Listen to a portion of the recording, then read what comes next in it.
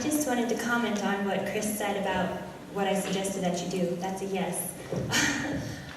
Please take what you're learning tonight and continue researching and write us letters. I know the legislature, sometimes they don't always read your letters, but I'm reading them. And the other State Board of Education members read their letters. And it's very helpful when we go to talk about some of these things to say, I've received a large number of emails regarding this concern, and I have X number of people that are saying this, and X number of people that are saying that, and I'd like to know more about it, or have researched this and have this growing concern. So I would ask you to copy me on your emails to the legislators, the senators. What was the other thing I told you I was going to say? The action points of what you think of it.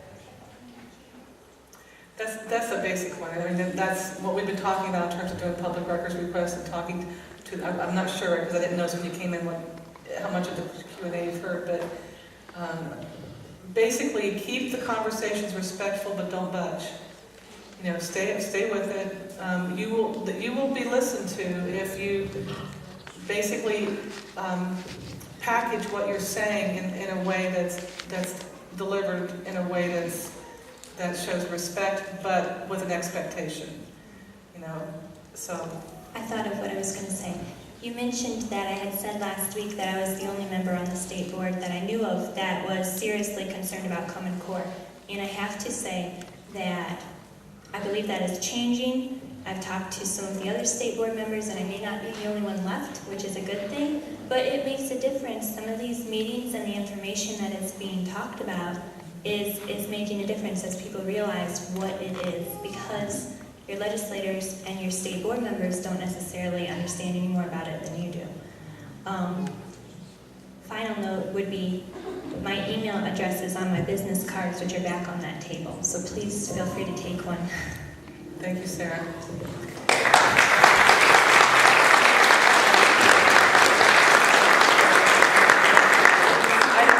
Before we get to the next question, I have to say that I've watched a lot of state board members come and go over the years, and Sarah is a gem. She's genuine. She works very hard at researching. She puts in hours and hours of research on the issues that you all care about, and it's a breath of fresh air, and she's doing a great job.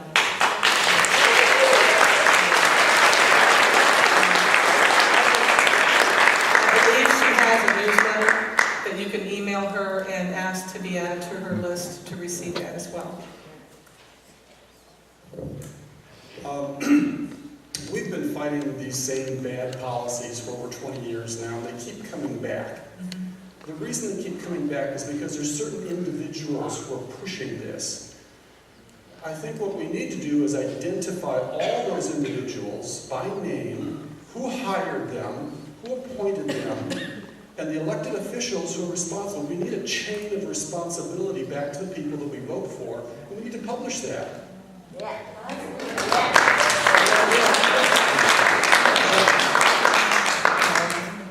He's right. I can create a list, but I don't have it with me tonight. But he is right. We do have the same folks that are, you know, they try to knock and go through one door, it gets locked, so they go to the next door, it gets locked. It's basically the same crowd of people. Okay, I want to go back to the meeting that I had. One of the issues that we came up was standards in the curriculum and how standards are so important. And first of all, I brought up the fact that back in the 1800s, we had some books and some teachers that were phenomenal that actually came from here in the lower part of Ohio. And I just want to read this real quick because I have a question for the audience and for you. It's Joseph Ray, who wrote Ray's arithmetic book. Joseph Ray lived as a contemporary of Abraham Lincoln. Youth in that generation finished their school books and then read the Bible, sang from hymn books of the Lowell Mason, and read Roman and Greek classics in their original texts. in their original languages. It's not unusual for a blacksmith to carry a Greek New Testament under his cap for reading during his lunch break. The literacy rate, even on the frontier, was higher than today's rate. Okay? How many in this room can read Greek or Latin? Just, okay? All right. So this just goes to prove that this is a long-term goal and that they have accomplished. And so my question is, okay, how can we, as the people, put what we think, the standards we think should be in, instead of a bunch of bureaucrats that are up at the top? Well, she just mentioned local control, but how, because Mr. Fordham said, it's so difficult to have standards, and I can't remember the gentleman's name. If you, all the people that were at the meeting, there's a website, A Slice of Homeschool Pie. It's a blog, and she has the whole meeting. So if you'd like to know what went on in that meeting, what was said, you can go to her blog. And also, anybody that wants information, this video I'm going to make available. I'm going to try to get it on YouTube and put it on her blog spot. So that way, if there was something that you missed, you can catch it.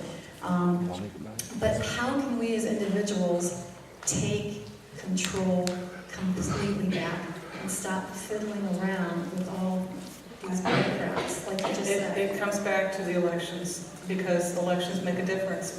We have a Board of Education that's a hybrid board. We have 11 elected and 8 that are appointed by the governor. It would be nice to get it back to a fully elected board. I would be